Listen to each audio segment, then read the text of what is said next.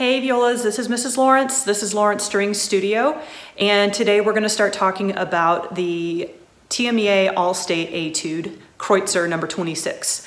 You need to go to tmea.org to collect that information. Which etudes do I need? And then various other erratas. So you'll see errors are going to appear in the music, just things that people left out.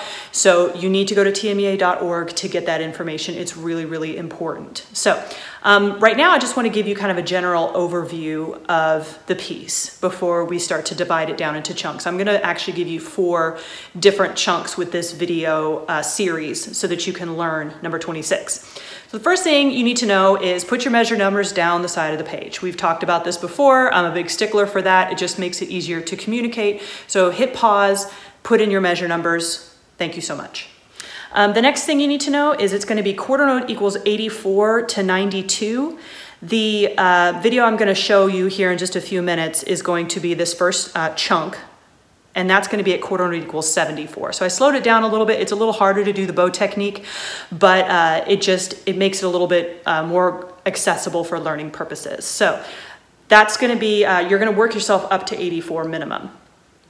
So speaking of the bow technique, they're wanting you to observe the top markings, like on measure 1. When you see there's dots on top, lines on the bottom, no lines, you're going to be playing dots. So we really need to bounce our bow on the string for this one. When you see the word segue in measure 2, that just means keep doing what you're doing. So don't suddenly stop doing the bouncing of the bow. It needs to brush really.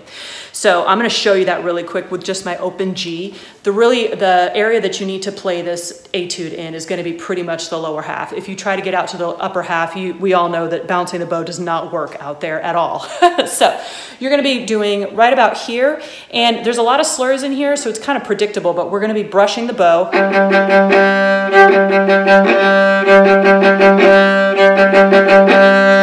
Just like that. So I think if you can practice that with your scale warm-ups, that's a great idea so that you're not so distracted by your left hand and all the crazy over there.